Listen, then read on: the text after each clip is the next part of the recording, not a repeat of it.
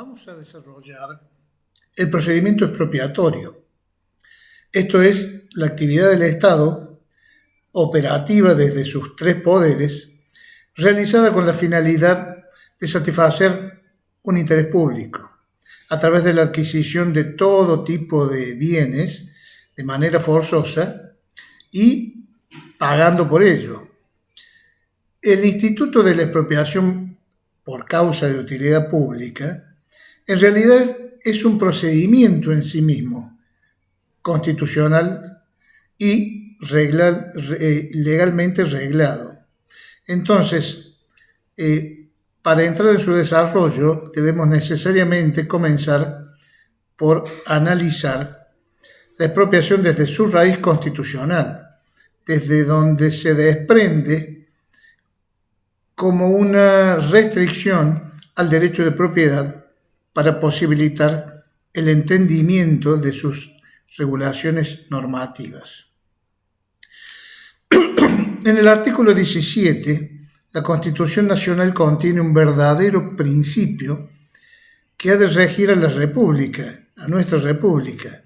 Es el respeto a la propiedad privada.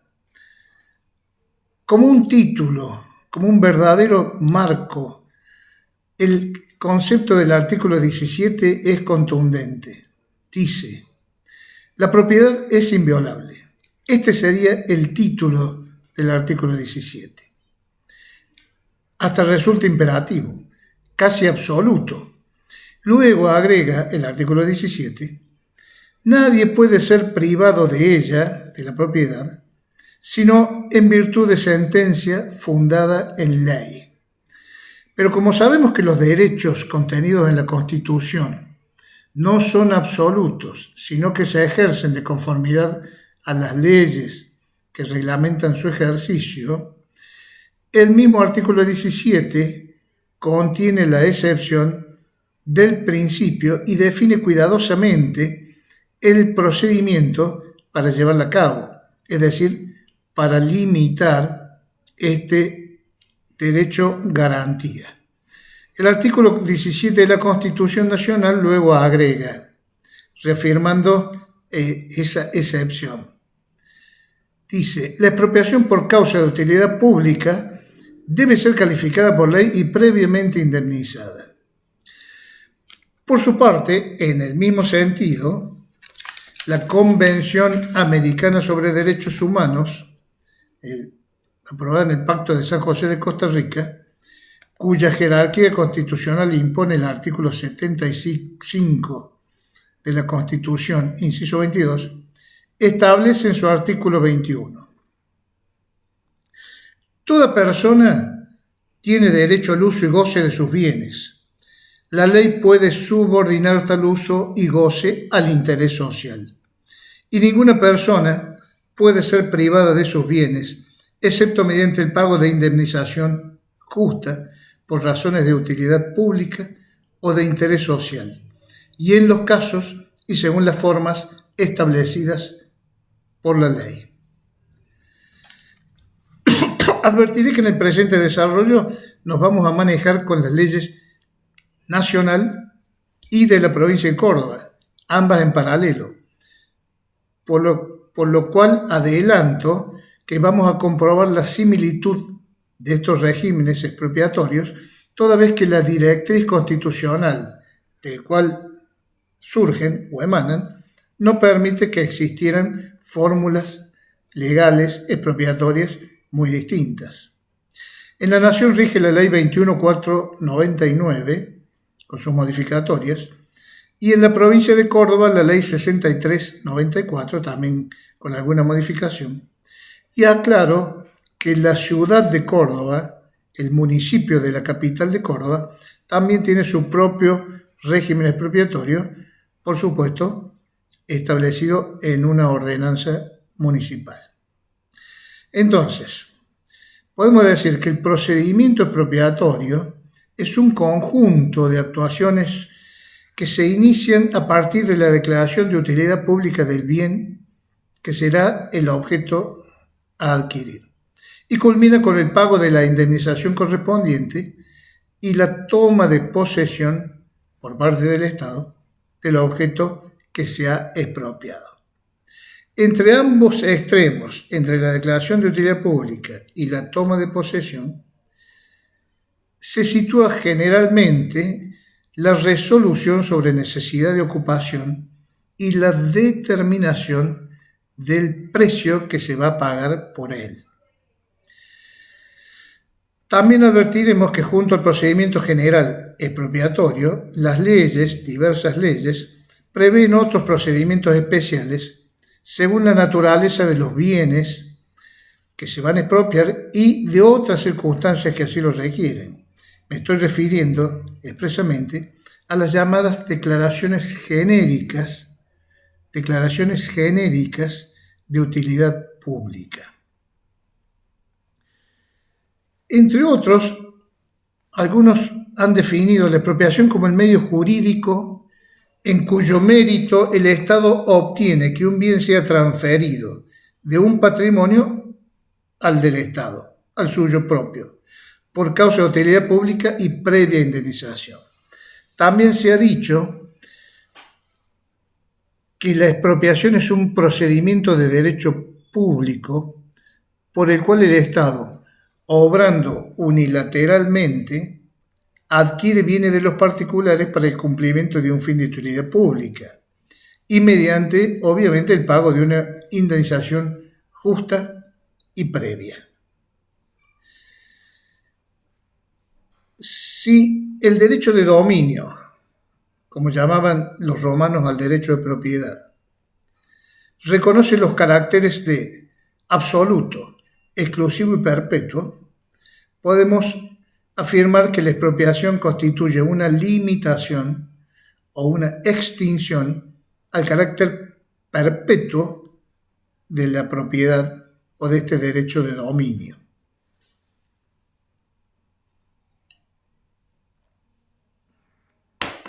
Hemos dicho, en una de estas definiciones, que se indica que la expropiación constituye un instituto que es típico del derecho público. Esta es la idea dominante en la actualidad, pero anteriormente existieron otros criterios. A partir de una primera etapa, que podemos decir privatista, del instituto expropiatorio, ganó espacio la idea de que la expropiación era un instituto de tipo mixto, regido en parte por el derecho público y en otra por el derecho privado.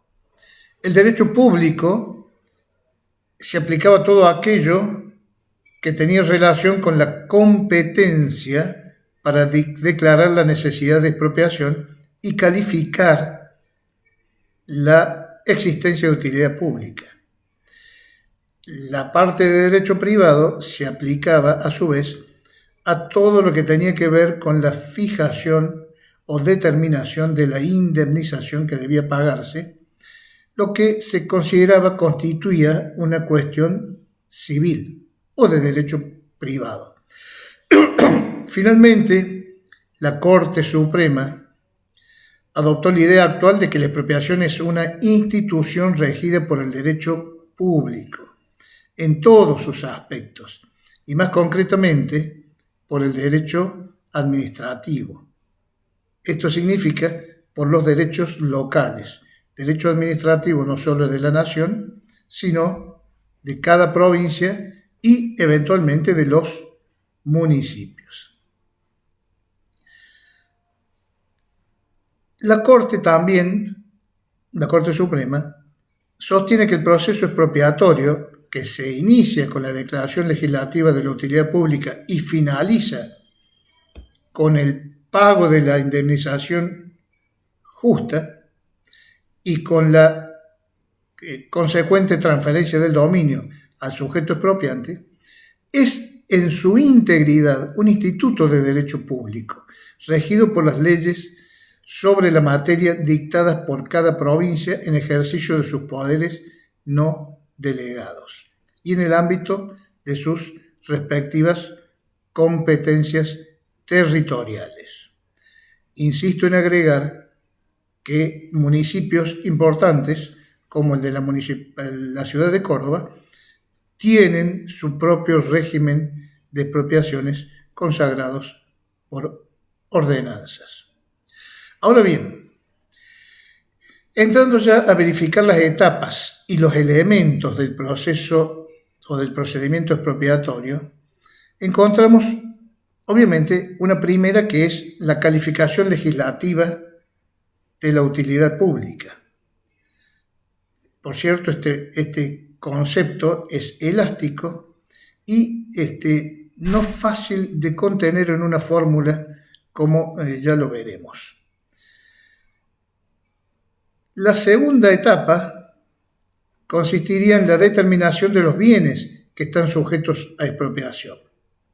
Determinar, es decir, precisar cuáles son los bienes que se van a expropiar.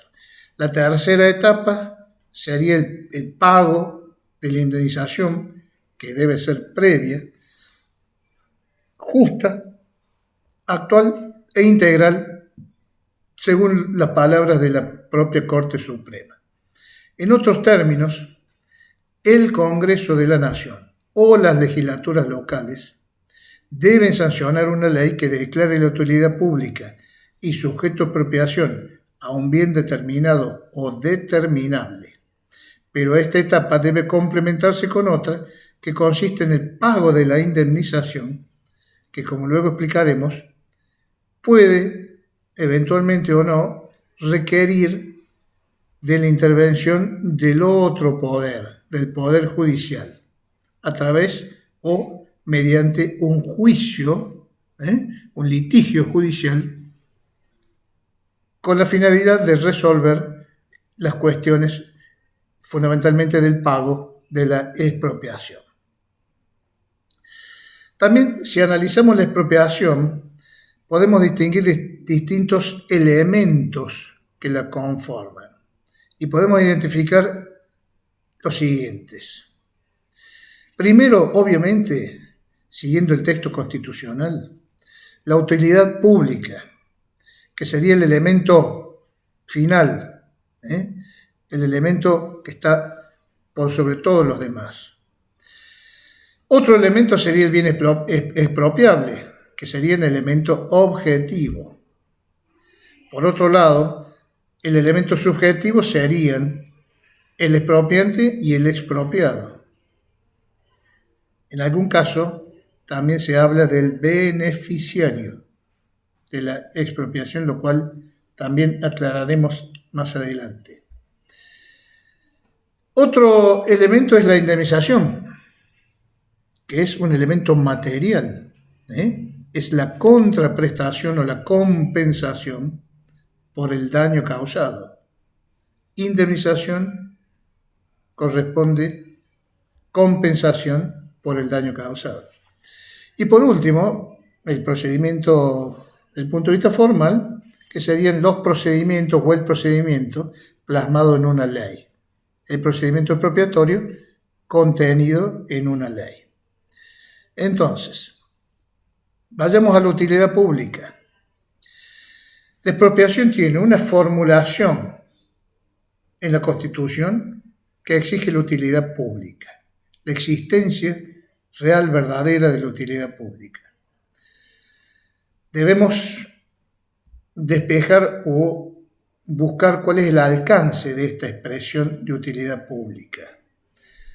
Para ello hay que tener presente que, a diferencia de otras legislaciones, el texto habla de utilidad y no de necesidad.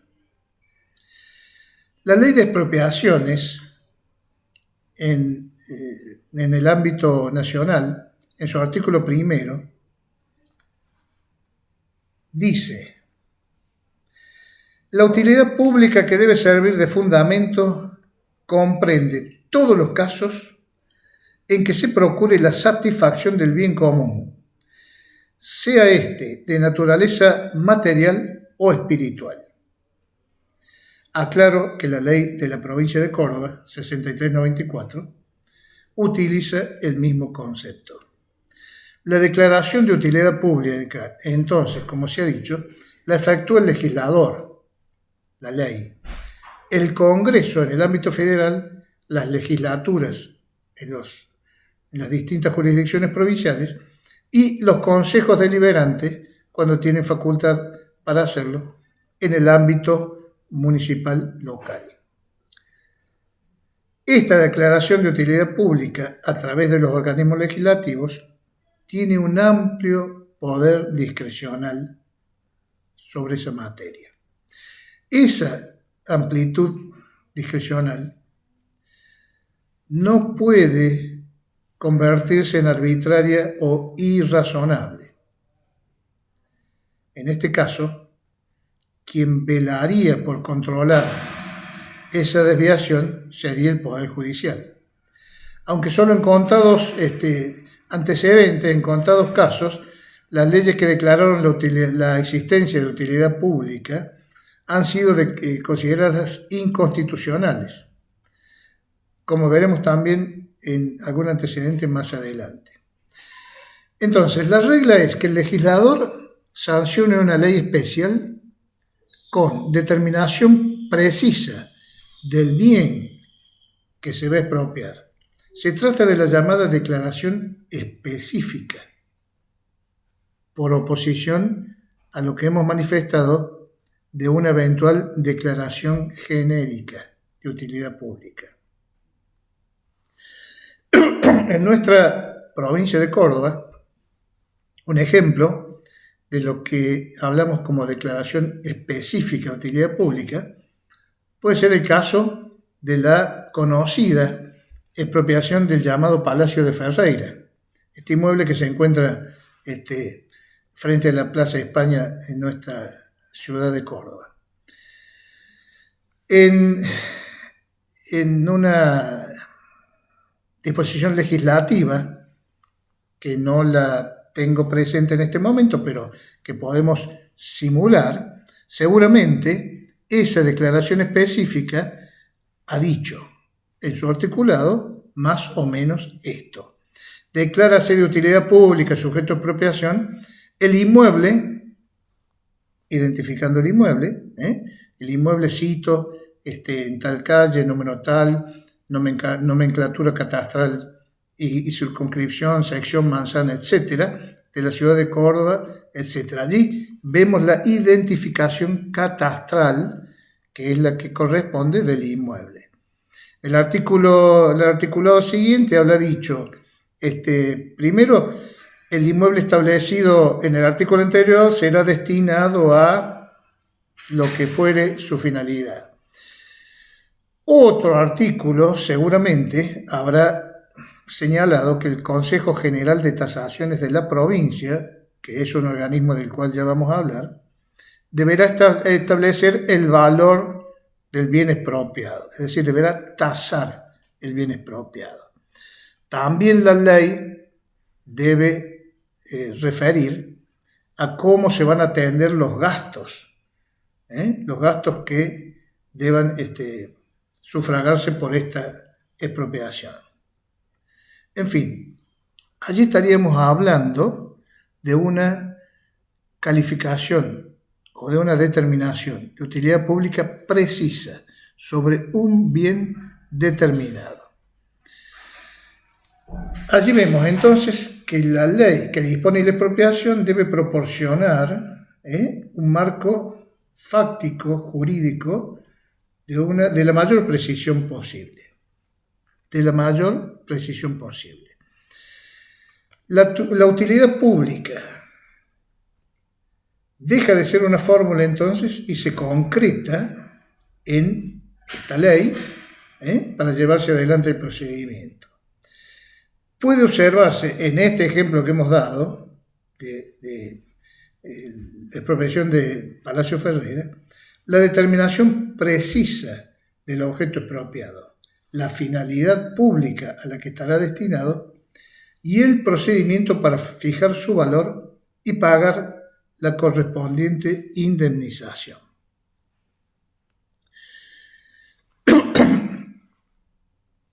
Corresponde aclarar, tal vez por no quedar a medias en este ejemplo, que si bien el Palacio Ferreira fue primeramente objeto de una declaración de utilidad pública para ser destinado a casa de gobierno del gobierno de la provincia de Córdoba, luego cambió el destino y se convirtió en hoy lo que nosotros conocemos, un museo provincial, es decir, una finalidad distinta a la que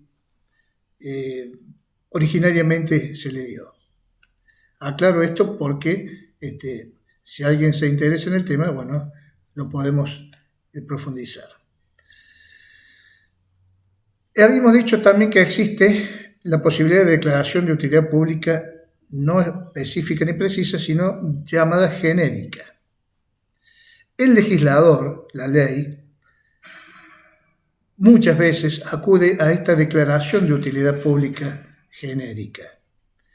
La Corte Suprema ha reconocido que en los casos de obras de carácter general, con gran ocupación del suelo, con gran ocupación del terreno, como son las vías férreas, canales, caminos, ductos de toda índole, acueductos, electroductos, tendidos eléctricos, etc.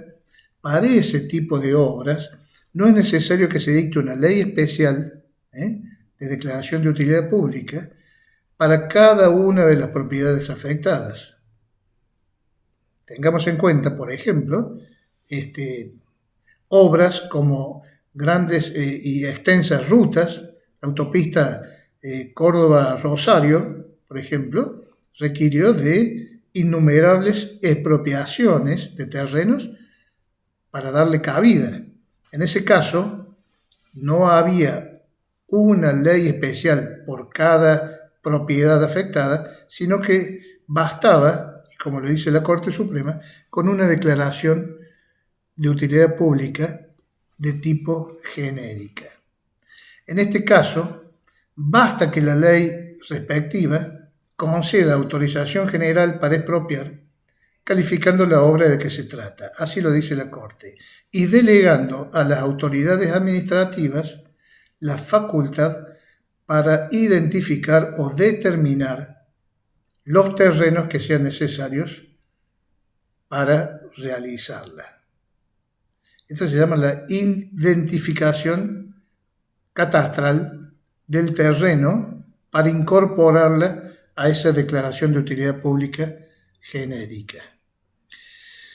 En este sentido, reitero, la Corte dijo que resultaba suficiente, por ejemplo, para el caso de caminos, que la Ley Nacional de Vialidad, que atribuye a la Dirección Nacional de Vialidad la función de proyectar y construir la red troncal de caminos nacionales y sus aplicaciones sucesivas, para declarar la utilidad pública de todos los terrenos necesarios para la construcción de dicha red, quedando facultada esa repartición de la administración pública para entablar los juicios de expropiación que fueren necesarios y pudiendo celebrar arreglos directos con los propietarios para la adquisición de los terrenos indispensables para ese fin.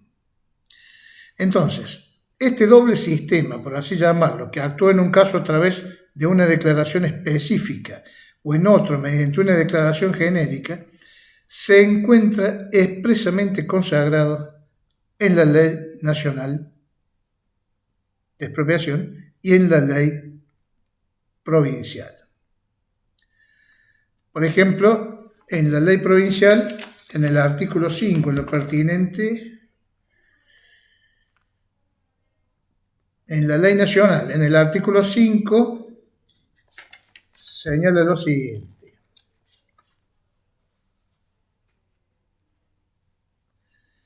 La expropiación se referirá específicamente a bienes determinados. También podrá referirse genéricamente a los bienes que sean necesarios para la construcción de una obra o la ejecución de un plan o proyecto. En tal caso, la declaración de utilidad pública se hará en base a informes técnicos referidos a planos descriptivos, análisis de costos u otros elementos que fundamenten los planes y programas a concretarse mediante la expropiación de los bienes de que se trate, debiendo surgir la directa vinculación o conexión de los bienes a expropiar con la obra, plan o proyecto a realizar. Acá está, en esta norma, el artículo 5 de la Ley Nacional de Expropiación, claramente explicada la posibilidad de declarar genéricamente la utilidad pública. La Ley de Expropiaciones de la provincia de Córdoba también replica ese concepto prácticamente en iguales términos en su artículo 2.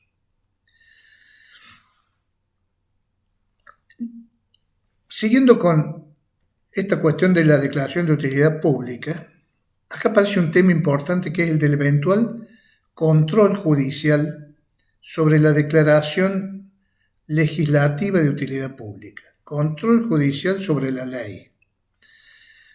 Tanto la jurisprudencia como la doctrina aceptan que el criterio de utilidad pública debe confiarse, por lo menos en principio, al órgano legislativo. Y aparece discutible si dicha decisión es revisable o no judicialmente. En nuestro derecho argentino hay un caso paradigmático al cual deberemos referirnos, que es el caso Municipalidad de la ciudad de Buenos Aires contra una familia de apellido Elortondo. Allí se dictó en esa oportunidad se analiza una ley expropiatoria que se sancionó a nivel nacional a los fines de construir la Avenida de Mayo, que todos conocemos o hemos sentido hablar de la misma, y disponía la expropiación de la totalidad de los terrenos que abarcaban la zona destinada al proyecto. En este supuesto, en este caso, los expropiados impugnaron la norma, sosteniendo que la zona que afectaba el proyecto cubría solamente alrededor de 30 metros hacia adentro de su propiedad, partiendo desde el límite de la propiedad, por lo que no se justificaba que les expropiaran todo su terreno en su integridad. Dado que el proyecto podía realizarse sin inconvenientes expropiando solamente esos primeros 30 metros, decía esta gente expropiada, el fundamento de utilidad pública existía solo para esos metros y no para el resto del terreno, que en ese caso resultaba inconstitucional. La Corte Suprema hizo lugar a este planteo y, al hacerlo, ejerció por primera vez el control judicial sobre la utilidad pública, sobre la declaración de utilidad pública en la expropiación. En aquel fallo, la mayoría afirmó que es inconstitucional por limitar innecesariamente el derecho de propiedad y ser por lo tanto irrazonable la expropiación de una propiedad en su totalidad cuando se podía cumplir con el fin de utilidad pública expropiando solo una parte de ella. La Corte afirmó en esa oportunidad que la atribución legislativa, la Corte afirmó que la atribución legislativa para calificar la utilidad pública no puede entenderse como derogatoria de los principios constitucionales, de los que el Congreso no puede apartarse. Estoy leyendo textualmente el fallo de la Corte, que es elemental la atribución y el deber de los jueces de examinar las leyes en los casos que se traen a su decisión para averiguar si guardan o no conformidad con la Constitución Nacional y de abstenerse de aplicarlas si se hallan en oposición con ella. que por ende, aunque no hay una línea precisa que deslinde y distinga lo que es utilidad pública de lo que no lo es, lo cual exige que se acuerde siempre la mayor diferencia al juicio del Congreso, cuando éste excede claramente los límites de su atribución, los jueces están en el deber de proteger el derecho de propiedad agredido y tomado fuera de las normas autorizadas por la Constitución. Esto fue el primer pronunciamiento judicial de la Corte Suprema de Justicia de la Nación con respecto a la constitucionalidad de las leyes que autorizan la expropiación declarando la utilidad pública. Por eso es importante conocer este pronunciamiento de la Corte en, insisto, reitero, el caso Municipalidad de Buenos Aires contra El Hortondo. Bueno, pasemos ahora a los bienes que pueden ser expropiables. Analicemos el procedimiento expropiatorio desde el punto de vista de los bienes expropiables. En este sentido, adelanto y veremos que las disposiciones legislativas son amplísimas, comprenden todo tipo de bienes. Por ejemplo, la Ley Nacional dice al respecto en su artículo 4. Pueden ser objeto de expropiación todos los bienes convenientes o necesarios para la satisfacción de la utilidad pública, cualquiera sea su naturaleza jurídica, pertenezcan al dominio público o al dominio privado, sean cosas o no. Se refiere, en definitiva, a inmuebles, muebles, semovientes, buques, aviones, automotores, universalidades jurídicas, derechos intelectuales, espacio aéreo, etc. Cuando hablamos de universalidades jurídicas, se me viene a la mente la eventual posibilidad que exactamente no conozco si se ha concretado, de la provincia de Córdoba expropiar la sucesión o parte de la sucesión de Manubens Calvet, lo que habrán oído nombrar, en la zona de Tras la Sierra, en la provincia de Córdoba. En este caso, se estaría expropiando una o parte de una universalidad jurídica. Entonces, dijimos que los bienes a expropiar pueden ser todo lo que se nos ocurra. Hay algunas pequeñas limitaciones que las veremos, pero en general las leyes le dan una enorme amplitud a la definición de bienes a expropiar. Hemos leído el artículo 4 de la Ley Nacional y la Ley Provincial replica del mismo modo el concepto que acabamos de ver de la Ley Nacional. Comúnmente la expropiación siempre recae sobre este tipo de bienes que acabo de nombrar: inmuebles, muebles, buques, universidades jurídicas, etc. Pero no existe ningún obstáculo, ni legal ni constitucional, para que la expropiación pueda recaer sobre otro tipo de bienes.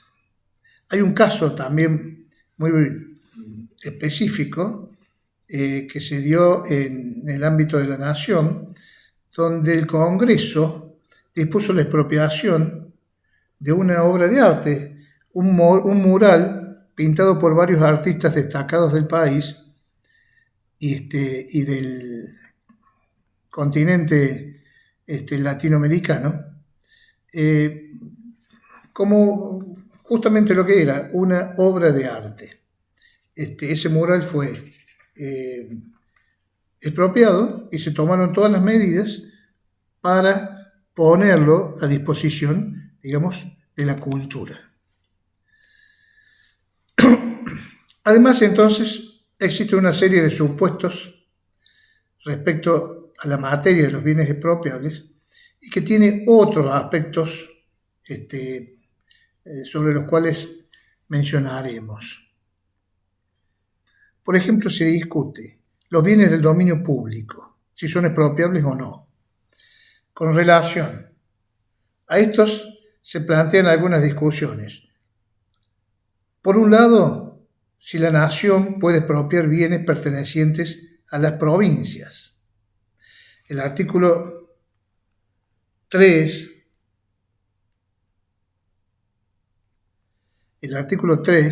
de la ley dice que la acción expropiatoria podrá promoverse contra cualquier clase de personas, de carácter público o privado. Y el artículo 4 establece que pueden ser objeto de expropiación todos los bienes, sea que pertenezcan al dominio público o al dominio privado. Estamos hablando de la ley nacional. La Corte ha avalado estos textos señalando lo siguiente: la facultad de expropiar del gobierno federal no está supeditada al consentimiento de las provincias, ni aun cuando los bienes afectados estuvieran destinados a fines de utilidad pública en el orden local. La Corte avala entonces la posibilidad que la nación expropie bienes del dominio público provincial.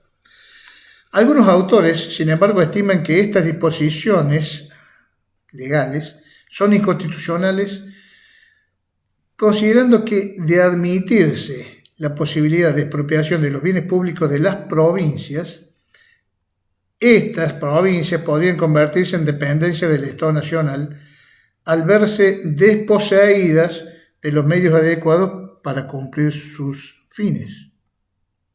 Entre otros, por ejemplo, Villegas sostiene esta posibilidad. Por el contrario, frente a la hipótesis de la competencia provincial para expropiar bienes nacionales, aquí también las opiniones están divididas, pues algunos la admiten, pero son los casos excepcionales en que el interés público provincial o local prevalezca sobre el interés federal, sobre el interés nacional. Y otros la rechazan porque directamente opinan que una utilidad pública nacional siempre ha de tener mayor jerarquía que una utilidad local. Estamos frente entonces a una disquisición no resuelta todavía. Es decir, no se puede hablar que por ser la utilidad pública local es de inferior utilidad que la nacional o provincial. En estos casos, cuando hay controversias respecto de la posibilidad de expropiar desde una jurisdicción hacia otra, generalmente no ocurre la expropiación, sino que ambas jurisdicciones, a través de convenios, leyes específicos, deciden estas cuestiones. Hay otros casos, por ejemplo, la expropiación por lo que se denomina capas horizontales. En este supuesto, en este caso, podemos contemplar dos posibilidades. Uno es lo que se llama la expropiación del subsuelo. En este caso, la ley, en armonía con alguna antigua jurisprudencia, dice que es susceptible de expropiación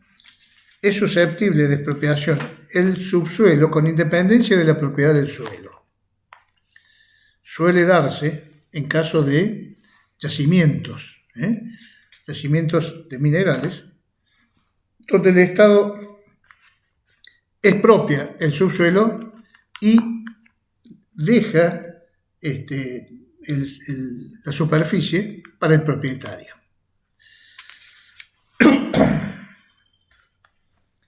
Otro caso especial sería los inmuebles que están sometidos al régimen de propiedad horizontal, respecto a los cuales tampoco existen o podrían existir obstáculos para que puedan ser expropiados. Es decir, por ejemplo, expropiar el tercer piso de tal edificio, etc. Del mismo modo, se dice que se puede expropiar el espacio aéreo. y nada obsta a ello, ya que el espacio aéreo muchas veces puede ser utilizado por la autoridad aeronáutica o para establecer restricciones en las construcciones después de cierta altura, fundamentalmente por el tráfico aéreo. Hay casos también más controvertidos respecto de la posibilidad de expropiación, como serían, por ejemplo, la sede de las embajadas extranjeras, ya que se entiende que una embajada extranjera es un país extranjero en el territorio nacional, si se pudiera o no expropiar una embajada extranjera. Estimo que sería una cuestión entre naciones.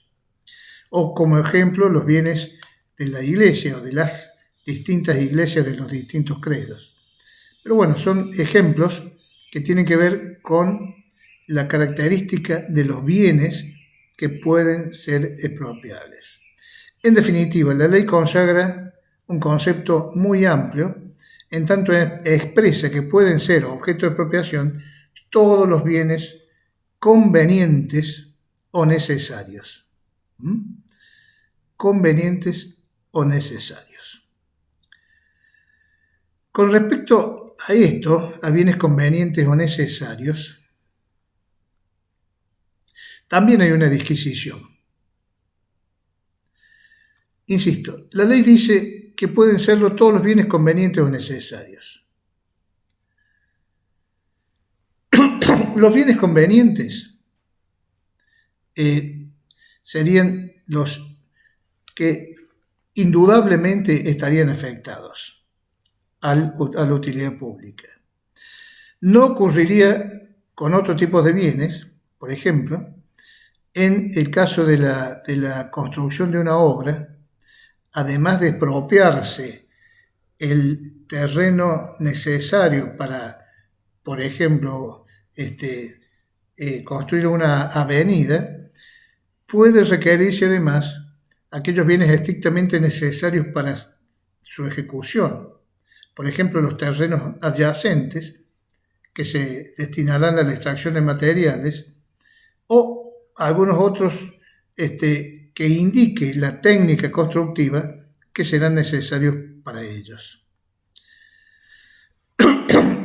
Pero siempre volviendo al tema de las porciones mayores a las que necesariamente se exigen para la ejecución de una obra pública, es permitida esa expropiación siempre que esa mayor adquisición tenga por objeto facilitar la obra y no constituya un medio de acrecentar el patrimonio público. Es decir, no tiene sentido acrecentar la propiedad del patrimonio público por el solo hecho de hacerlo, sino que debe ser necesario y conveniente al fin o a la funcionalidad de la obra que se esté ejecutando.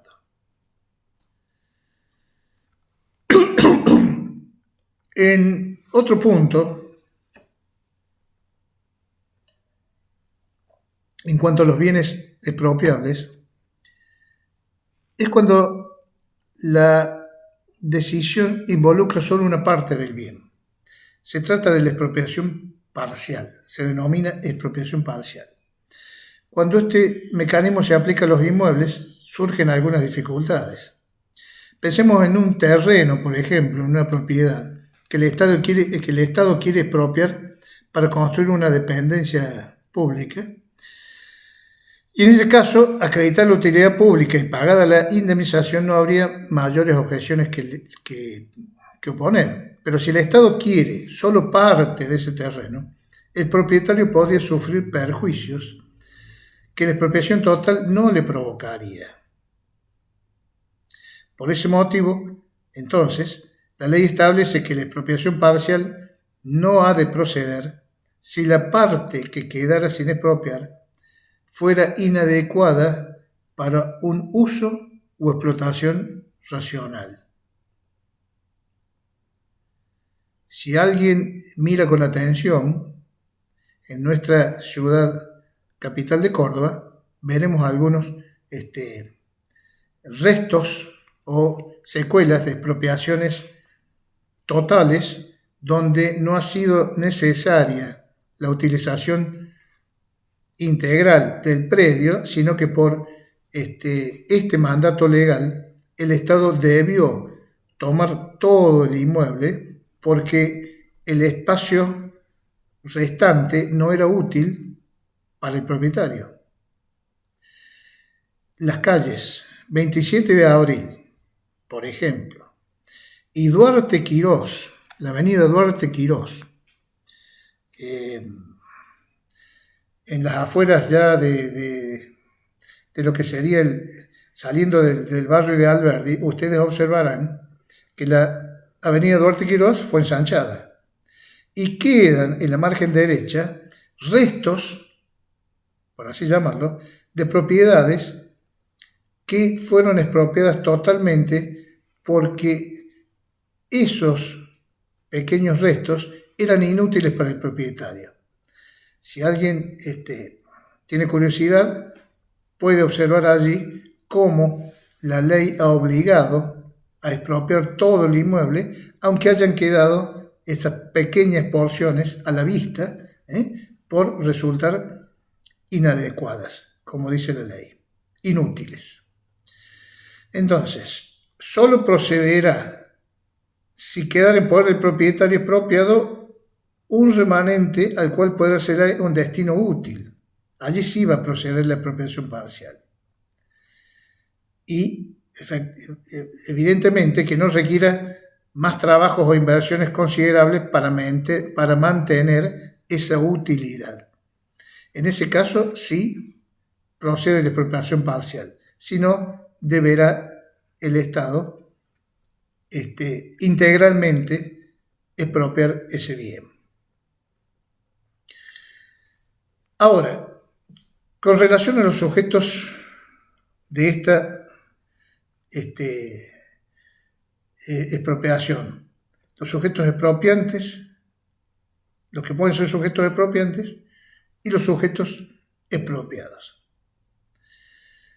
Empezando por el contenido de la ley nacional, veremos que la ley dice que podrán actuar como expropiante, por ejemplo, el Estado Nacional, las entidades autárquicas nacionales, las empresas del Estado Nacional, en tanto estén expresamente facultadas para ello, por sus respectivas leyes orgánicas. La ley provincial de Córdoba, en su artículo 3, dice: pueden ser expropiantes el Estado provincial, las municipalidades, las entidades autárquicas, los concesionarios de obras y servicios públicos. Prácticamente la ley provincial replica a la nacional y expresamente agrega los concesionarios de obras y servicios públicos. Estas personas, en general, son personas privadas. Los concesionarios de obras y servicios públicos son personas privadas que prestan un servicio público por concesión del Estado. Entonces, en nuestra provincia y ciudad de Córdoba, como ejemplo, podemos citar por lo menos dos. La empresa privada concesionaria del servicio de agua potable, que se denomina Aguas Cordobesas, y la empresa concesionaria de la explotación de los caminos de acceso a la ciudad de Córdoba, que se llama Caminos de las Sierras. Estas empresas privadas ejercen por delegación de la ley la potestad para expropiar como sujetos activos, como sujetos expropiantes, y no son el Estado. Están delegadas por el Estado para prestar los servicios y expropiar todo lo que sea necesario para la prestación de esos servicios. Concretamente, cuando Caminos de las Sierras necesita ensanchar una ruta, directamente identifica el terreno a utilizar y promueve la expropiación de ese terreno que ya ha sido declarado genéricamente de utilidad pública. Bueno, entonces, con relación a los sujetos, es claro que debe distinguirse el sujeto activo del sujeto pasivo. El sujeto pasivo se trata del titular del bien declarado de utilidad pública. Y con relación al sujeto activo, el proceso expropiatorio coloca en acción a varias entidades. En primer lugar, el órgano legislativo que declara utilidad pública. Allí tenemos un sujeto activo en esta relación expropiatoria. Es el legislador que declara utilidad pública. Luego encontramos también como sujeto activo al órgano administrativo que lleva adelante el procedimiento expropiatorio. Y finalmente encontramos al destinatario del bien expropiado. ¿A quién va a ser el destinatario de ese bien que se expropia? La regla, pido disculpas, un poquito afectado de la garganta. La regla será que el beneficiario será el propio Estado, que incorpora el bien expropiado a su dominio.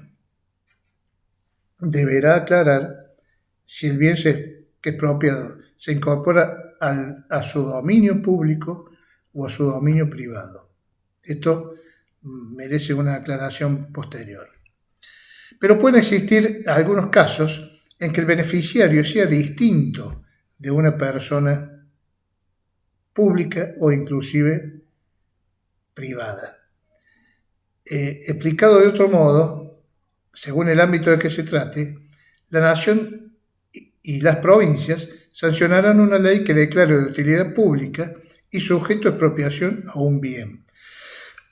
Tras esa sanción legislativa, el Estado, las entidades descentralizadas e incluso los particulares autorizados, como hemos visto los concesionarios de servicios públicos, podrán promover la expropiación. Esta expropiación se va a promover contra un sujeto pasivo que será el titular del bien que se expropia, que ha sido declarado de utilidad pública. Y como expresamos antes, puede ser un particular, pero también una persona pública, si por ejemplo se intentase la expropiación de un bien del dominio público provincial por parte del Estado Nacional. A estos sujetos que llamaremos o que llamamos expropiante y expropiado, puede añadirse un tercer sujeto, que sería el beneficiario. El beneficiario no necesariamente aparece en todas las expropiaciones. Al revés, la regla es contraria, porque normalmente el Estado expropiante incorpora a su dominio el bien expropiado. Entonces podemos decir aquí que el expropiante y beneficiario son lo mismo, coinciden. Pero si el Estado expropia y no incorpora para sí el bien, sino que lo destina a un tercero, aparece la figura del beneficiario, que no está libre de controversia en la discusión doctrinaria y judicial.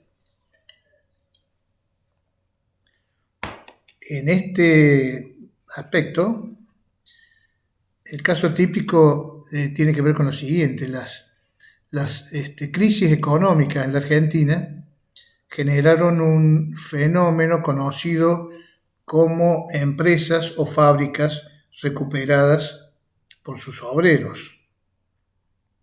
Los trabajadores, frente al cierre de muchos establecimientos, asumieron la gestión fundamentalmente a través de cooperativas. El Estado en muchos casos decidió expropiar los inmuebles y las maquinarias de esas fábricas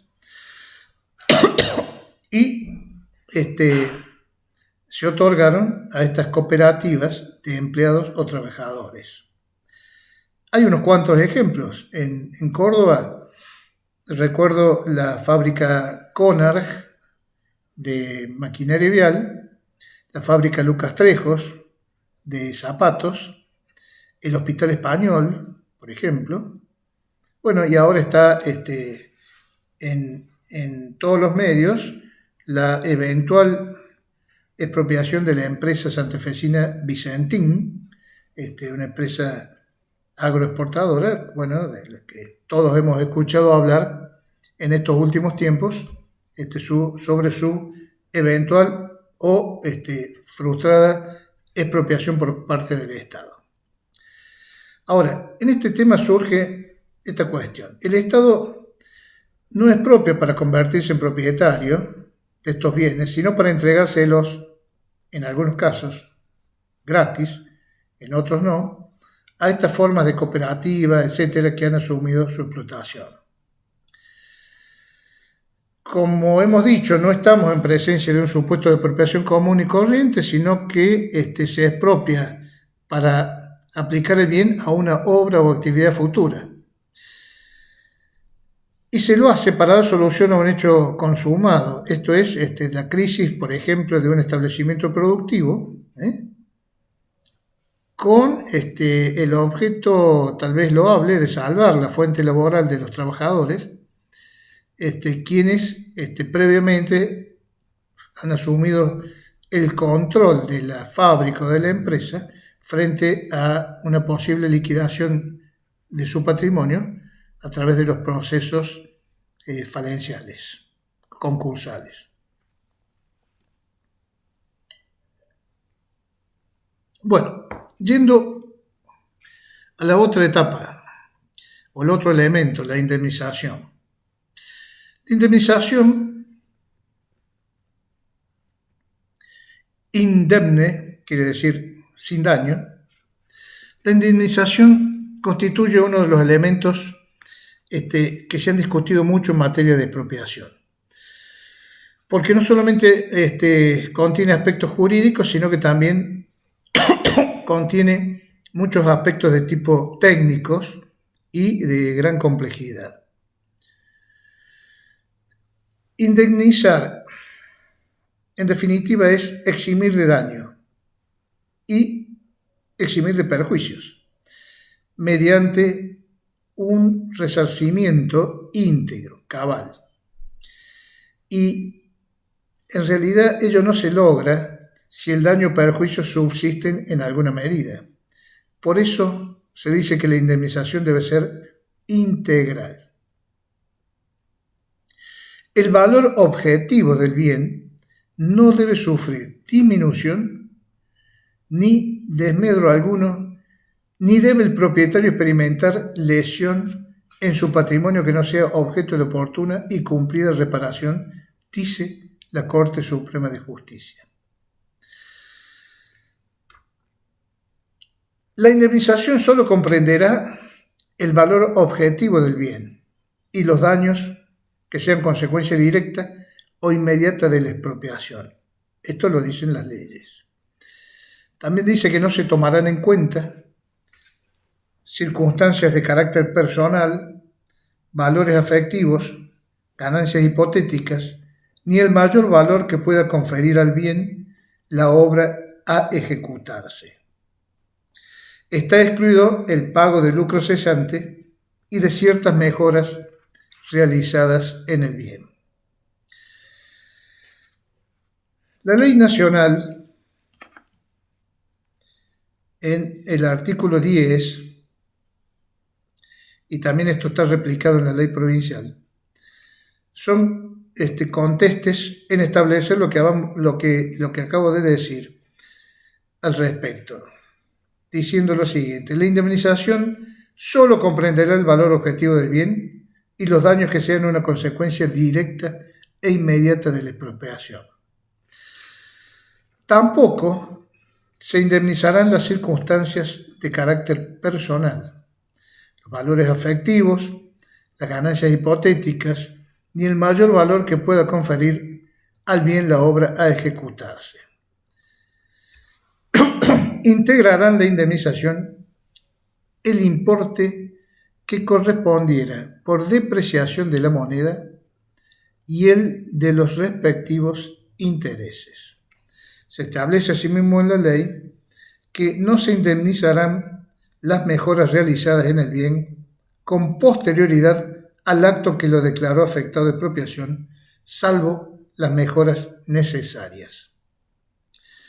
La indemnización, dice la ley, se pagará en dinero efectivo, salvo conformidad del expropiado para que dicho pago se efectúe en otra especie de valor.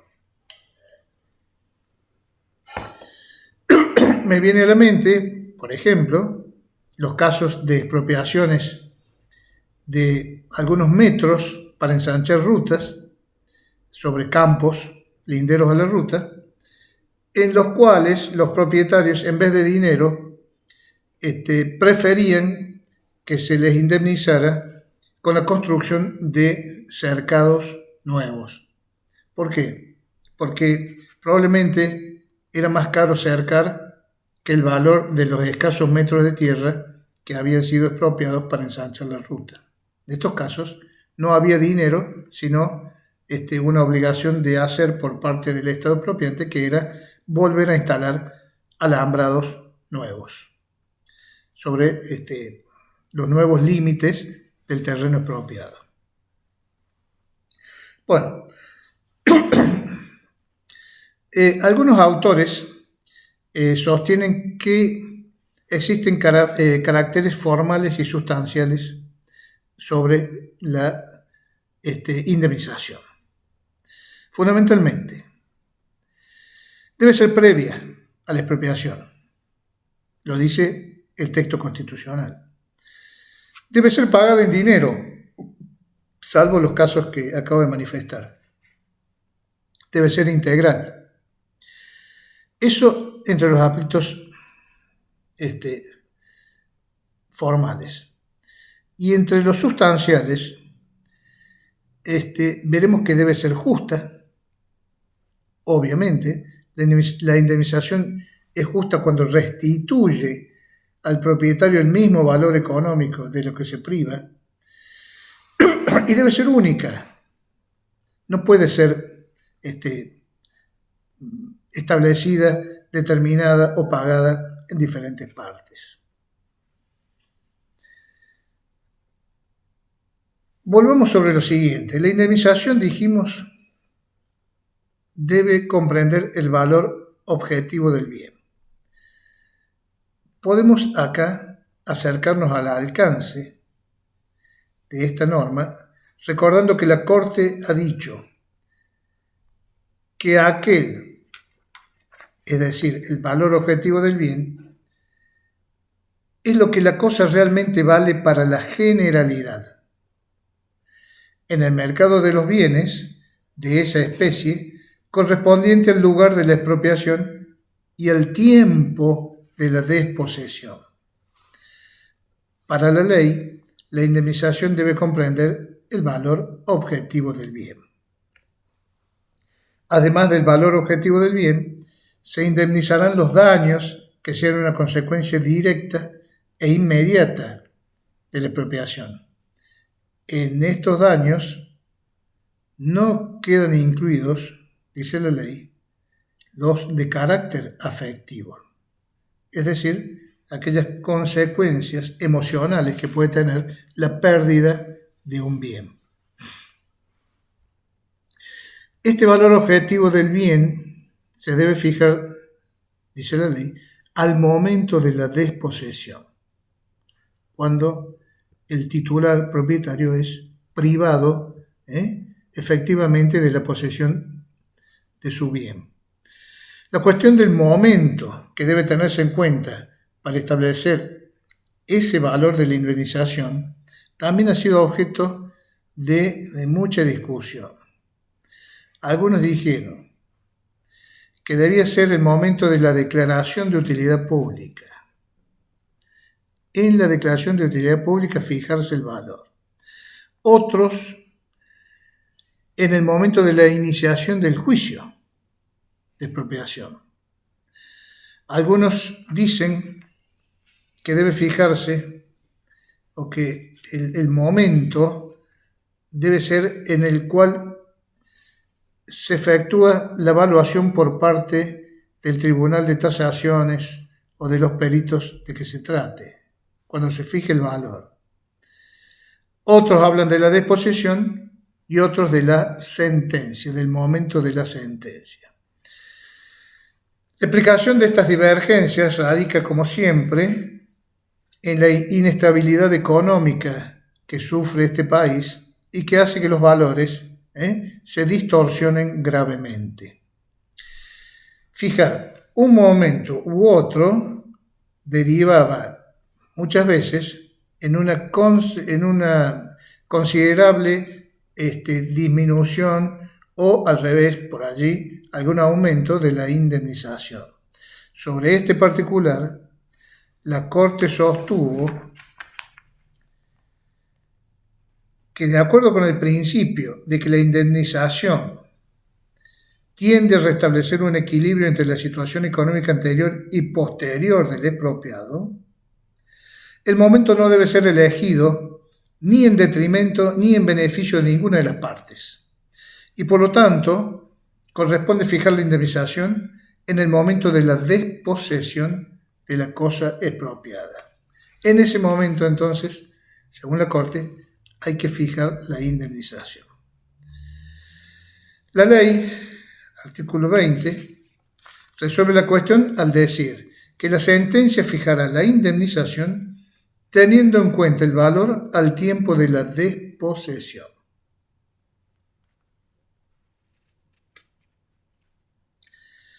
Otras cuestiones también que aparecen,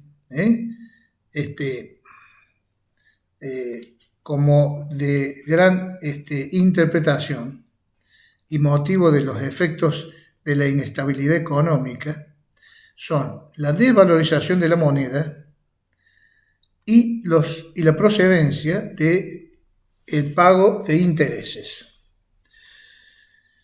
Por un lado, el reconocimiento de la depreciación monetaria tiene como finalidad actualizar el valor de la moneda depreciada para evaluar el bien expropiado. Hoy en día, no se encuentra judicialmente reconocida la depreciación monetaria y es suplida por distintos modos de calcular los intereses. Entonces, quedarían los intereses como forma de compensar el perjuicio sufrido por la privación de un bien, de un capital, en un momento determinado. Además, la ley para resguardar el carácter integral de la indemnización establece que los rubros que forman parte integrante de la indemnización estarán exentos del pago de impuestos o gravámenes. Y esto es lógico porque en realidad el expropiado no ha buscado la ocurrencia de la pérdida o transferencia de su bien, sino que esto ha sido compulsivo por parte del Estado.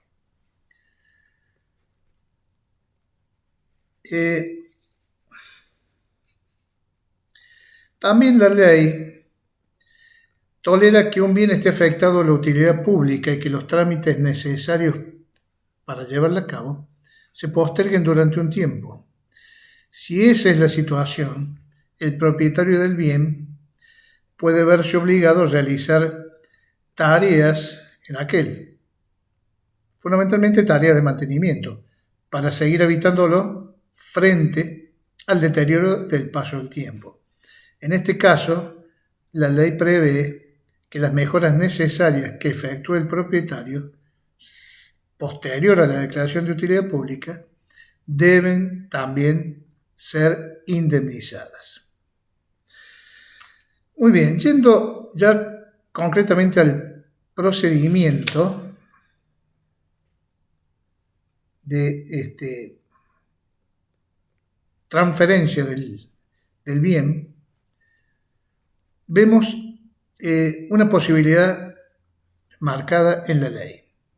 Estamos hablando del avenimiento o la concertación directa. Son dos procedimientos de tipo amigable en sede administrativa, es decir, fuera de un juicio, y que están de alguna manera incentivados por las leyes. La ley nacional habla de avenimiento, la ley provincial habla de concertación directa.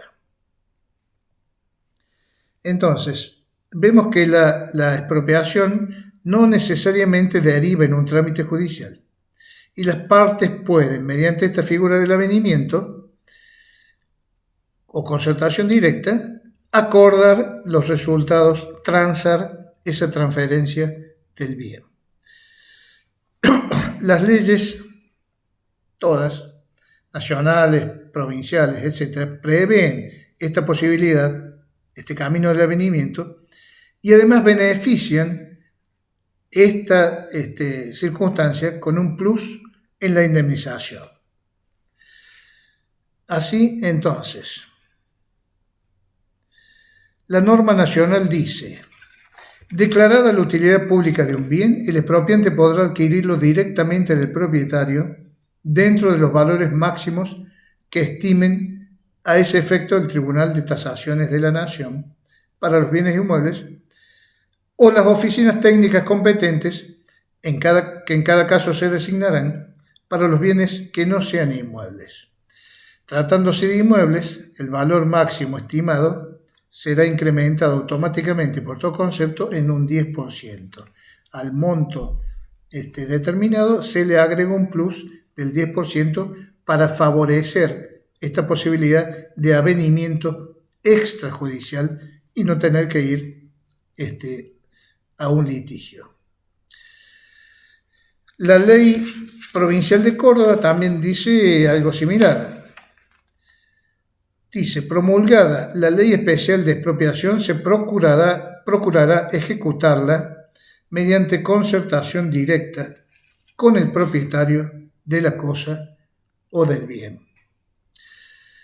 La Corte Suprema, al considerar esta norma, ha señalado que el incremento que en la norma se establece, el 10%, ha sido previsto para los casos de avenimiento con el objeto de solventar los gastos y daños que regularmente aparecen como consecuencia directa e inmediata de la expropiación.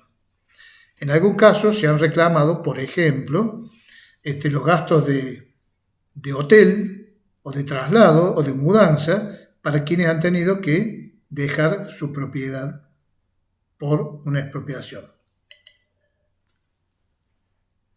Entonces, sancionada la ley que declara la utilidad pública y sujeto a expropiación de un inmueble, el expropiante va a ofrecerle al expropiado el valor fijado por el Tribunal de Tasaciones de la Nación o por el Consejo de Tasaciones en la provincia, y si el propietario acepta ese ofrecimiento, no hay necesidad de ir a juicio. Simplemente se transferirá la titularidad del dominio.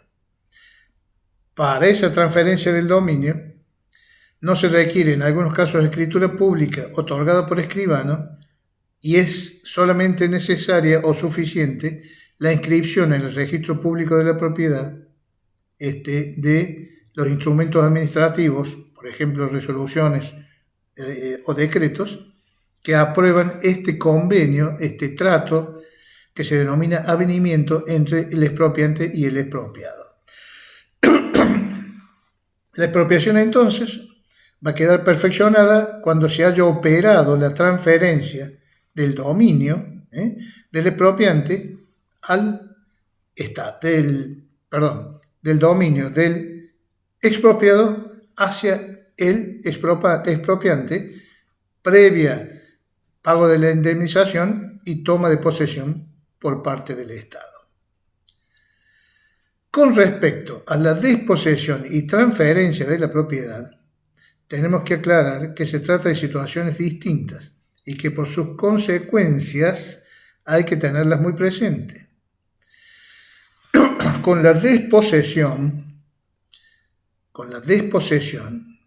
obviamente el expropiante toma posesión del bien, se desposee al expropiado y pasa a poseer el expropiante. Las leyes que estamos siguiendo dicen que si se tratara de bienes inmuebles, el expropiante deberá consignar, es decir, depositar los fondos, ante el juez competente, los fondos equivalentes al monto de la evaluación del bien, que se hubieran determinado o tasado tanto en el Tribunal de Tasaciones de la Nación como en el Consejo de Tasaciones de la provincia. Y efectuada esta consignación, el juez le otorgará la posesión al expropiante. En este sentido, el expropiante dejará de ser poseedor cuando se perfeccione la expropiación y le transfieran la titularidad del dominio, que puede ser mediante sentencia o, dijimos, a través de este procedimiento de avenimiento. Este sistema de desposesión se justifica en razón del tiempo que demandaría una tramitación judicial de expropiación frente a la necesidad o urgencia de realizar una obra. Si se ha sancionado una ley de expropiación y si es urgente realizar la obra y si fracasan las negociaciones para obtener un avenimiento y si también el expropiado cuestiona judicialmente el monto de la indemnización, el Estado no podría disponer del bien e iniciar las obras sino hasta finalizado el litigio judicial. Entonces, a raíz de estas demoras, la ley prevé que pueda tomarse posesión contra la consignación de la evaluación primaria o tasación del bien que se va a expropiar. Entonces, si vamos a determinar o establecer la indemnización, necesitamos los conocimientos específicos para hacerlo. Y acá aparecen dos reparticiones técnicas, organismos técnicos, tanto el Estado Nacional tiene el suyo y el Estado Provincial también, que se denominan, como hemos dicho, el Tribunal de Tasaciones de la Nación y el Consejo General de Tasaciones de la Provincia de Córdoba. Se trata, efectivamente, de organismos técnicos necesarios para operativizar la expropiación. Y esto es así porque la jurisprudencia sostiene que para determinar el monto indemnizatorio debe estarse a las conclusiones del Tribunal de Tasaciones en la Nación o del Consejo General de Tasaciones en la provincia de Córdoba, en razón de la fuerza probatoria que supone la idoneidad técnica de los profesionales que integran estos organismos. Entonces, esa idoneidad técnica es lo que genera convicción y funda la decisión judicial que se va a expedir sobre el valor a pagar por el bien expropiado. Estos organismos, tenemos que señalar, son organismos técnicos, son organismos que están integrados permanentemente y dirigidos por profesionales propuestos tanto por el Estado como por aquellas entidades profesionales privadas afines en la materia y que tiene por misión fundamental establecer los valores objetivos, el valor de mercado, de los bienes cuya adquisición, enajenación, locación, etc., sea requerida por los tribunales o por otros organismos que dependen del Estado para determinar, establecer finalmente el monto de la indemnización. Entonces, tenemos una declaración de utilidad pública, tenemos una disposición administrativa de identificación del bien, una actividad administrativa también de tasación o valoración del costo de ese bien expropiar, que va a dar lugar al pago de la indemnización para finalmente formalizarla o perfeccionarla con la transferencia de la titularidad del bien a favor del Estado o de quienes sean los beneficiarios. Hasta allí el trámite general, el procedimiento general de la expropiación. Tenemos algunas otras secuelas de la expropiación que vale la pena ingresar, aunque sea rápidamente. Por un lado, lo que la ley contempla y se denomina el abandono de la expropiación. El abandono, como la palabra lo indica, supone la inactividad del Estado, que aunque esté contando con una ley que califica de utilidad pública un bien, deja transcurrir los plazos que la ley le impone sin promover la acción judicial de expropiación. Hay que tener en cuenta que no hay un proceso iniciado, sino precisamente que el Estado no ha iniciado el proceso luego de la declaración de utilidad pública. Para decirlo de un modo simple, se trata de un plazo para promover la expropiación, vencido el cual el Estado no podrá hacerlo, o si llegara a hacerlo, el particular podrá oponerle la prescripción de la acción, en este caso de la acción expropiatoria, al Estado. El artículo 33 de la Ley Nacional dispone sobre este particular: se tendrá por abandonada la expropiación, salvo disposición expresa de la ley especial, si el expropiante no promueve el juicio dentro de los 2 años de vigencia de la ley que la autorice, cuando se trate de llevarla a cabo sobre bienes individualmente determinados. De 5 años cuando se trate de bienes comprendidos dentro de una zona determinada, y de 10 años cuando se trate de bienes comprendidos en una enumeración genérica. Es decir, el artículo 33 fija los plazos a partir de los cuales se considerará abandonada la expropiación por parte del Estado. También dice: no regirá la disposición precedente en los casos en que las leyes orgánicas de las municipalidades autoricen a éstas a expropiar la porción de los inmuebles afectados o rectificaciones o ensanches de calles y ochavas en virtud de las ordenanzas respectivas. Esto es una aclaración de la ley respecto de esas declaraciones permanentes de utilidad pública.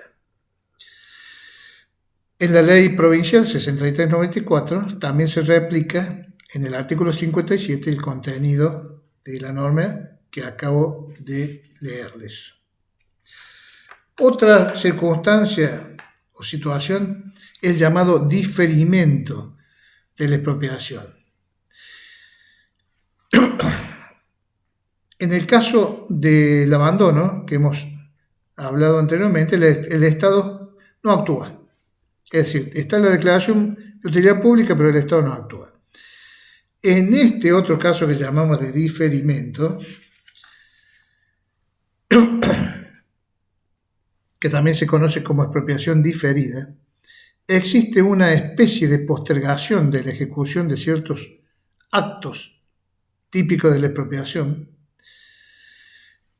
sobre los cuales diremos que ciertas construcciones, fundamentalmente de grandes magnitudes, pueden determinar que resulte inconveniente o imposible por razones financieras desapoderar de manera inmediata y simultánea a todos los propietarios. Fundamentalmente esto sucede por cuestiones financieras, donde el Estado, por decirlo en otras palabras, va expropiando de a poco, declara de utilidad pública una zona y va ejecutando de a poco la expropiación en función del avance de la obra con la cual tiene que ver. La ley consagra un régimen escalonado, como hemos visto. El proceso de la expropiación diferida se inicia, al igual que en los restantes otros casos, con la calificación legal de utilidad pública. La ley, en este caso, además de declarar sujeto de expropiación a los diferentes bienes, calificará las obras de que se trate, o los planes, como de ejecución diferida. Tratándose entonces de una calificación de utilidad pública con alcance genérico, el expropiante deberá individualizar aquellos inmuebles que se requerirán de inmediato y a los que quedarán reservados bajo el régimen de diferimiento.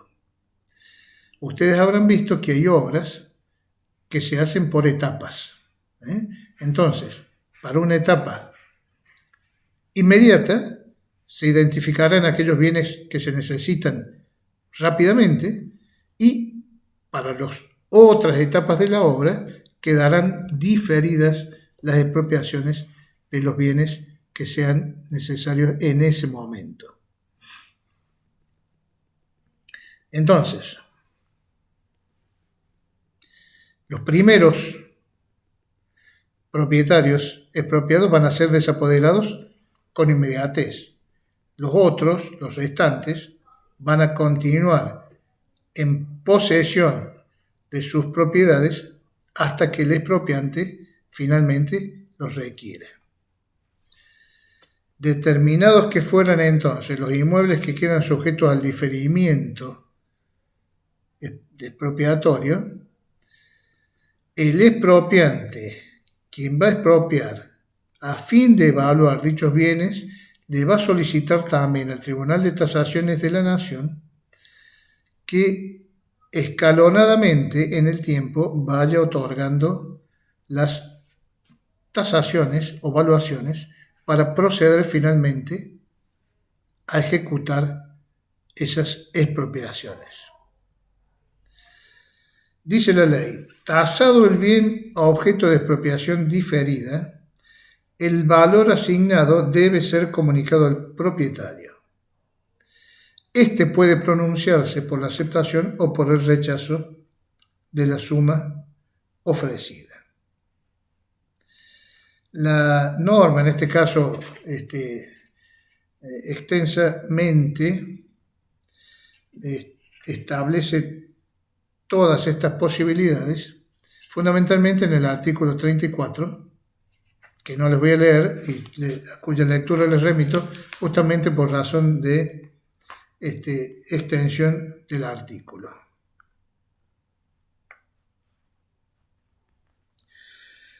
Habíamos quedado viendo entonces que mediante el avenimiento o la concertación directa se podía formalizar y perfeccionar la expropiación. ¿Qué sucede si no hay avenimiento o concertación directa? Si no lo hay, el expropiante debe acudir a la vía judicial, es decir, iniciar lo que se conoce vulgarmente como el juicio de expropiación. Las leyes, todas, indican lo mismo, el paso obvio. La ley nacional dice, no habiendo avenimiento, el expropiante deberá promover la acción judicial de expropiación. Igualmente lo dice la ley provincial. Estas leyes, nacional, provincial, consagran una serie de disposiciones de naturaleza procesal, que tiene que ver fundamentalmente con los códigos procesales judiciales de cada una de las jurisdicciones. Entonces, la ley nacional remitirá a los procesos judiciales de la órbita nacional y la ley de la provincia de Córdoba remitirá a normas procesales del Código Procesal Civil y Comercial de la provincia de Córdoba, para asignarle a este juicio de expropiación el tipo de acción y otras medidas que podrán tomarse en el proceso judicial y que siempre tienen que ver no con la discusión sobre la naturaleza o constitucionalidad de la declaración de utilidad pública, sino fundamentalmente con el valor de la indemnización. Es decir, judicialmente se va a discutir el valor de la indemnización, no la procedencia de la utilidad pública. Entonces, las medidas procesales que vamos a ver en estos juicios son fundamentalmente tendientes a producir la prueba necesaria y respectiva y pertinente para lograr establecer el monto a pagarse en concepto de indemnización.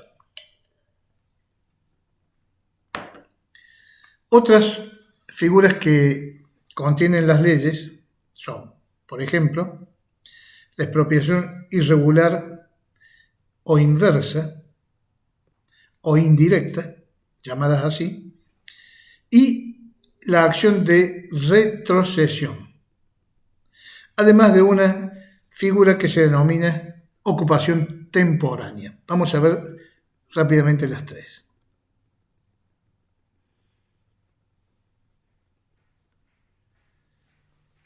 La expropiación irregular o inversa se configura cuando el expropiado acciona contra el Estado, contra el sujeto expropiante, con el objeto de que éste, en cumplimiento de la voluntad legislativa, adquiera el bien calificado de utilidad pública, que tome los actos o las acciones necesarias para concluir con el proceso expropiatorio. La acción adquiere en este caso una dirección inversa.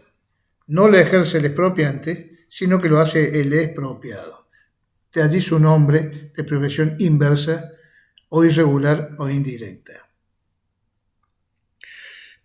La ley nacional contempla tres situaciones de expropiación inversa. Dice, procede la acción de expropiación irregular en los siguientes casos. A. Cuando existiendo una ley que declara de utilidad pública un bien, el Estado lo toma sin haber cumplido con el pago de la respectiva indemnización. B. Cuando con motivo de la declaración de utilidad pública, de hecho, una cosa mueble o inmueble resulta indisponible por evidente dificultad o impedimento para disponer de ella en condiciones normales. Y el inciso C dice, cuando el Estado imponga al derecho del titular de un bien o cosa una indebida restricción o limitación que importen una lesión a su derecho de propiedad. En el primer caso, media lo que se llama una conducta ilegítima del Estado, contraria al principio del artículo 17 de la Constitución Nacional. Desapodera a un particular de un bien sin indemnización. En el segundo supuesto, existe una conducta legítima del Estado, ya que lo ha expropiado parcialmente, pero como resultado de esa expropiación, la parte restante del inmueble es inadecuada para el uso o para una explotación racional. El último caso, el del inciso C, encierra también otra disputa doctrinaria, inclusive jurisprudencial. ¿Por qué?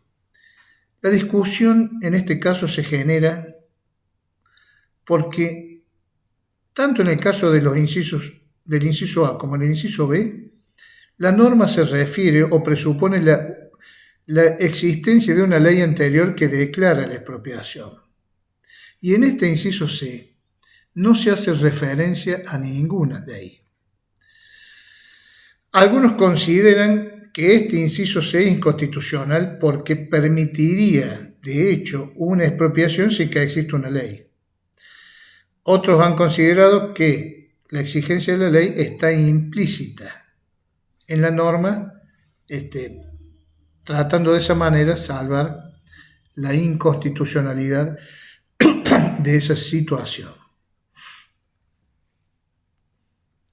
La ley, la propia ley, nos entrega un caso claro de expropiación irregular que permite interpretar en este último supuesto. Ocurre cuando el Estado efectúa una ocupación temporánea normal de un bien y no lo restituye en término. Acá ya estoy adelantando otro tema, el de la ocupación temporánea. Dice la ley, ninguna ocupación temporánea normal puede durar más de 2 años. Vencido este lapso, el propietario intimará fehacientemente la devolución del bien. Transcurridos 30 días desde dicha intimación, sin que el bien se hubiera sido devuelto, el propietario podrá exigir la expropiación del mismo, promoviendo una acción de expropiación irregular. La propia ley nos da el ejemplo del caso del inciso C, que habíamos señalado antes. También hablamos de la denominada acción de retrocesión. Como su nombre lo indica, significa retrotraer la cesión que oportunamente se hizo del bien a favor del expropiante. Como se ha dicho, el Estado siempre persigue una finalidad bien definida cuando decide la expropiación de un bien. Debe definir perfectamente por qué y cuáles son las causas por las que se expropia un bien. La ley define la retrocesión en estos términos. Dice, procede la acción de retrocesión cuando al bien expropiado se le diera un destino diferente al previsto en la ley expropiatoria o cuando no se le diere destino alguno en un lapso de 2 años, computado desde que la expropiación quedó perfeccionada.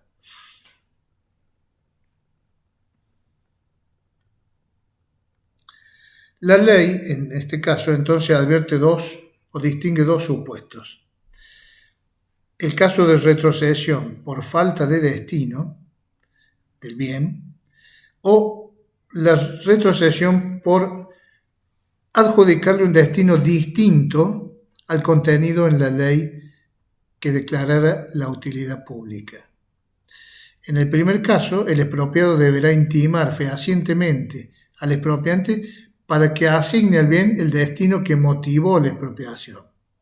Si transcurrieron 6 meses desde esa intimación sin que el expropiante le asigne al bien ese destino, o sin que hubiera iniciado los trabajos para ello, la acción de retrocesión quedará expedita, dice la ley, sin necesidad de reclamo administrativo previo. En el segundo caso, esto es, si al bien se le hubiera dado un destino diferente al previsto en la ley expropiatoria, deberá formularse el reclamo administrativo, en este caso sí hay que formular el reclamo administrativo previo, porque podría ocurrir que un bien haya sido expropiado con una finalidad y que ésta se haya cumplido. Si esto es así, la retrocesión no va a ser procedente. En esta acción, el expropietario asumirá la condición de actor en el juicio. La condición de demandado estará dada por el expropiante o del tercero a quien le hubiera sido transferido el bien. La ley establece con claridad, entonces, cuáles son los requisitos para que proceda esta acción de retrocesión. Vayamos entonces finalmente, y para terminar, con esta figura que se denomina la ocupación temporánea. Esta figura,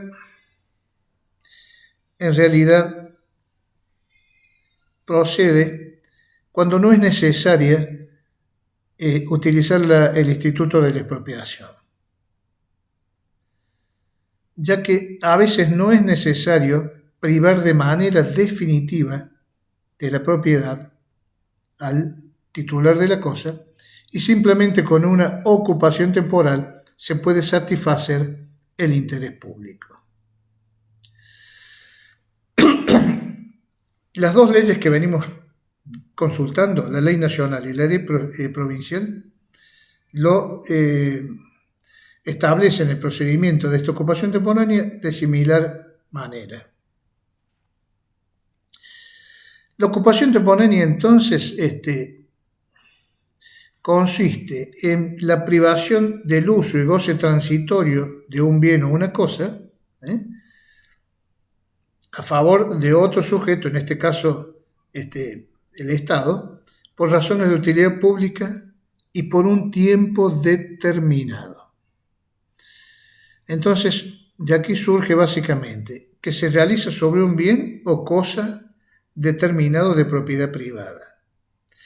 Trae para el propietario aparejada la pérdida del uso y goce de ese bien. Se establece a favor de un particular o de la administración del Estado.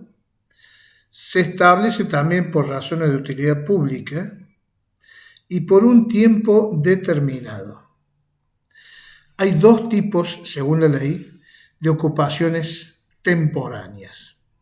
Las llama ocupación temporánea normal y ocupación temporánea anormal.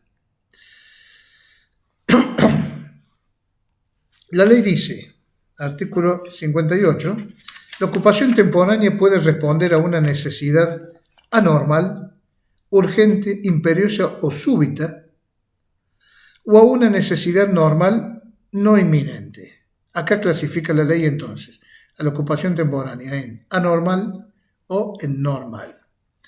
La primera de estas figuras, la anormal, es controvertida porque por un lado no requiere intervención legislativa y por otro no da derecho a indemnización. La ley dice que puede ser dispuesta directamente por la autoridad administrativa y no dará lugar a indemnización alguna, salvo la reparación de los daños o deterioros que se causaren a la cosa o el pago de daños y perjuicios debidos por el uso posterior de la cosa en menesteres ajenos a lo que estrictamente determinaron su ocupación. En cuanto a su duración, la norma procura que el sacrificio de la propiedad sea el indispensable, pues dice que se extenderá por el lapso estrictamente necesario para satisfacer la respectiva necesidad. Así lo dice el artículo 60. Algunos autores señalan como ejemplos de situaciones que estarían implicados en la ocupación temporánea anormal, los casos de terremoto, incendio, inundaciones, etc. Cuando el caso más típico, cuando el caso de incendio, los bomberos se instalan en un inmueble vecino y lo ocupan el tiempo necesario para sofocar el incendio, etc. O cuando en caso de inundación, ante la intransitabilidad de una vía, se abre otra paralela por el tiempo que se requiere para mantener el tránsito. Esa sería la ocupación temporánea anormal. La segunda, la que denominamos normal, requiere la intervención legislativa y el pago de una indemnización. Requiere que se imponga por ley y que se pague. Dice la ley, la ocupación temporánea por razones normales, previa declaración legal de utilidad pública, podrá establecerse por avenimiento. De lo contrario, deberá ser dispuesta por la autoridad judicial a requerimiento de la administración pública. También, inmediatamente, el artículo siguiente dice, pareja indemnización, siendo aplicables en subsidio las reglas vigentes en materia de expropiación. Podríamos decir que se trata de una expropiación por causa de utilidad pública temporal.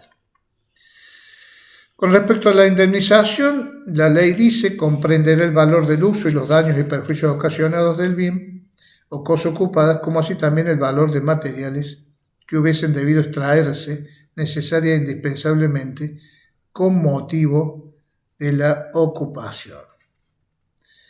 Al igual que ocurre con la expropiación, el bien ocupado no podrá tener otro destino distinto al que motivó su ocupación. Por ejemplo, y ya hemos dicho, la ocupación temporánea priva totalmente del uso y goce de la cosa mientras está impuesta. La diferencia con la expropiación es que esta privación del uso no es de manera definitiva. La ley dice también, ninguna ocupación temporánea normal puede durar más de 2 años.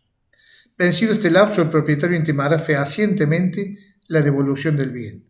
Transcurridos 30 días desde dicha intimación, sin que el bien hubiera sido devuelto, el propietario podrá exigir la expropiación del mismo, promoviendo una acción de expropiación irregular, como ayer habíamos visto,